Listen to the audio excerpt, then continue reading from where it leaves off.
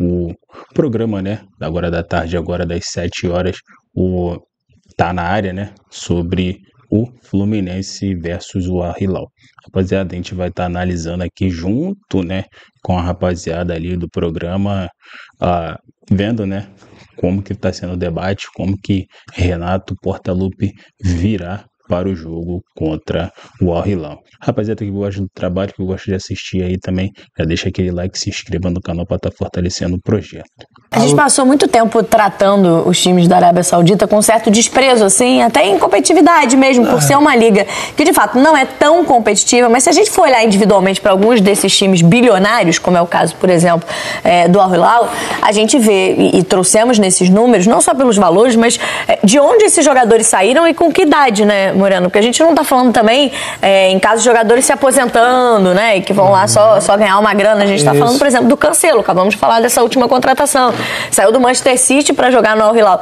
O Marcos Leonardo. É um momento de carreira definitivo para ele. Estava no Benfica antes. Hoje a gente olha para esses times e a gente acho que aprendeu um pouco com a Copa Intercontinental, né? Com aquele Mundial do final do ano, que várias vezes brasileiros pararam, muitas vezes para times da Arábia Saudita. E acho que o que vê nesse Al Hilal é um time, quando a gente olha as cifras e olha para alguns jogadores, ontem até a gente usou essa expressão, tá na área, é quase um time europeu. É quase um time que tem jogadores que estariam nas principais ligas da Europa.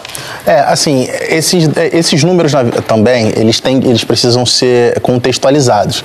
Porque superfaturados, exatamente, era aí que eu queria chegar. São valores que são pagos de maneira supervalorizadas. Porque qual é a maneira desses clubes atraírem esses atletas que têm mercado ainda em clubes da primeira prateleira da Europa? É exatamente isso, é você pagar valores tanto de transferências como de salários muito acima do que... Acho que até mais de salário. Exatamente, muito acima do que... Que são números que a gente não tem ali, por exemplo. Né, muito acima do que esses jogadores valem. Então, assim, na verdade, e muito por conta disso, é que esses valores de transferências que são um abismo entre Al Hilal e Fluminense, eles não se traduzem em campo. Sim. Porque realmente, se tratam de excelentes jogadores.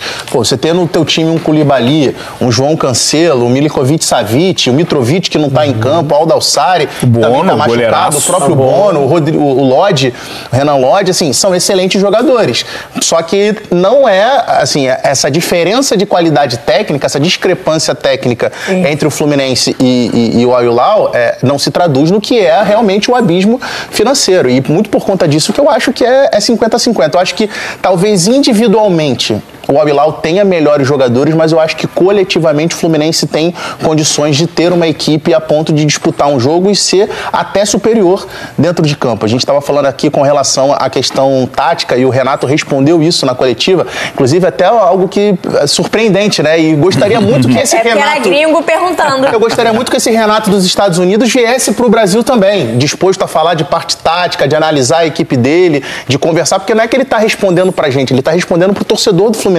O torcedor do Fluminense quer entender o que o técnico, o que o comandante da equipe pensa sobre isso. Ele respondeu muito bem com relação à questão de tirar a equipe do Al Hilal o maior conforto do que foi o Al Hilal na partida contra o City, que foi o quê?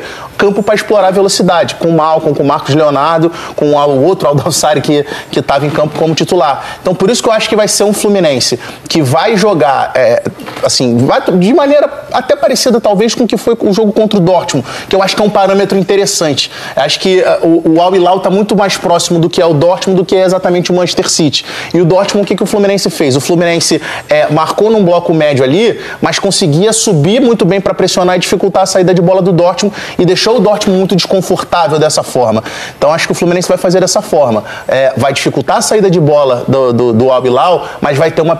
Existe o dentro de campo. O dentro de campo são 11 contra 11. As duas equipes merecedoras de estarem agora na posição que estão, né? Mas é muito parelho. E aí eu fico com aquela...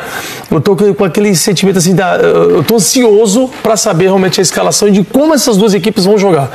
A gente consegue ter um estudo das duas equipes, tá? Dos times, da formação, mas um contra o outro, como é que eles se armaram para poder jogar um contra o outro. Esse é o principal... que eu tô na ansiedade realmente de poder ver esse jogo, assistir esse jogo.